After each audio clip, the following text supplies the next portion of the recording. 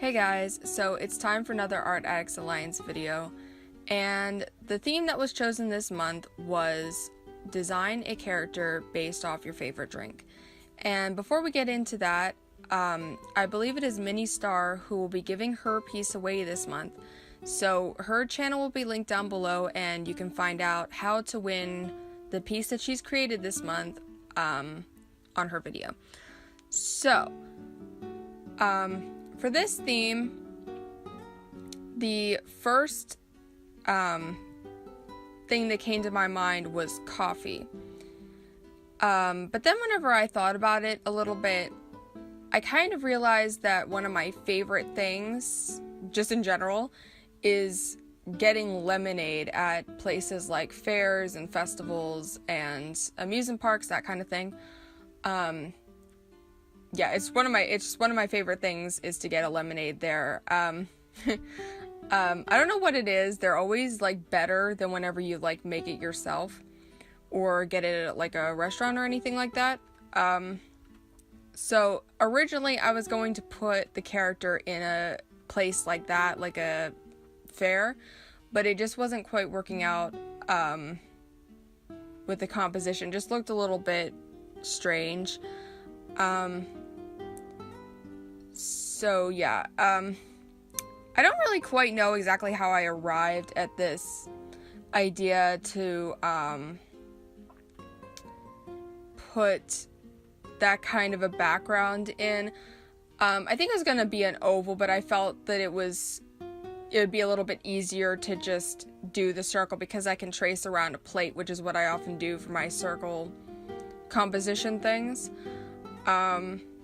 And I think that I sketched her out in that pose whenever I was doing my thumbnail sketches, because I just sort of did a little design of her and I just kept the pose and I decided from there what to do with the background. And for a while I wasn't actually going to do a background, but I felt that it seems a little bit plain. So yeah, also putting the lemon tree in the background was very much a last minute decision. It didn't even occur to me until I was looking up just references for trees, and it just so happened that one of the images that came up was a lemon tree, and I'm like, oh my gosh, that would be perfect. So I looked up lemon trees, and that's how that happened. I knew it probably seemed a little bit strange that she's like walking away from this picnic table with her full thing of lemonade, but that's too much logic, so yeah. So this was the theme that I ended up voting on, because I really wanted it to win, and I knew that it would be really fun and interesting to do. Also, this was done a little bit differently than how I normally do my pieces. You guys probably know I'm all about that inking, really. But for this one, I did something a little bit different, and what I did was this was all lined in a Prismacolor Coal Erase pencil, the terracotta to be exact. And it was very much of a tightening up process as I went. So I had that down and I colored it, and then I used a fine liner in certain parts as well as the pencil again for just darker lines. I don't know how well you can really see it because my head kept getting in the way, but I did a little close-up on the face so that maybe you guys could see what I'm talking about here, where I have the pen in some of the sort of darker or more sharp places where I wanted more definition, and then I would let the pencil for like softer parts of it. So overall I ended up with a softer effect, but I still ended up with a fair amount of definition. And I really like how it looked. Also, this is different paper.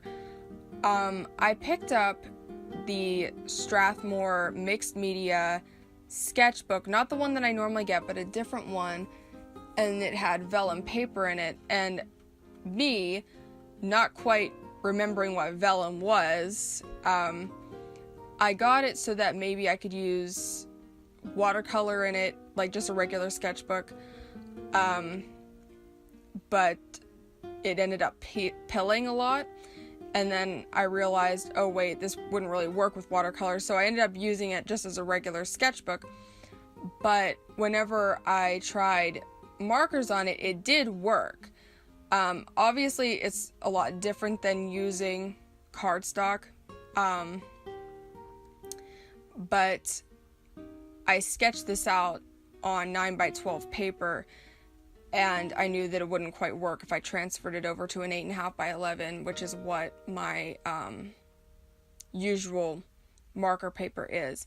So it ended up working out really well. It obviously is a little different, like I said, but it blends really nice. That's probably my favorite part, is the fact that it does blend very well. I don't know exactly how many layers of color you could get on this. I think the most I did was like 3, which is pretty general for me to have only about 3 layers in a spot. But you could probably do with 4, but I don't know, because with the hair I could kind of see that it wasn't taking it on the last layer like it should have, but I didn't have that problem anywhere else, so could have just been there, could have been maybe the fact that the marker was starting to get syrupy or something. So I decided to go with like a more peachy color for the sky. I don't know exactly what led me to do that either, but it was just what was in my mind rather than blue. So that was the decision behind that. I just put down some Y21 and then some R30 and just dragged it down, and I think I used some E000 to blend that out a little bit better at the bottom. Like I said, that's pretty much about it. This took a while. I think I had like 2 hours worth of footage, and I even cut some out. So I don't know, I would say this is probably like a 4-hour piece at least, maybe more, 4 or 5 hour piece. So yeah, that's pretty much all I have to say about this. Make sure to go check out everybody else's channel and see what they did with this same theme. And oh, I forgot to mention, we have a featured artist this time, and I will put their channel down in the description box as well. And I believe we've already got a theme for next month, so there will also be no poll, and I think we've got something special going on for that month since it will be our anniversary. It will be like 1 year that we've been doing the Art Addicts Alliance videos, so stay tuned for all that. So I will see you guys next time. Hope you enjoyed the video. Like I said, make sure to go check out everybody else's channel, and I will see you guys next time. Bye.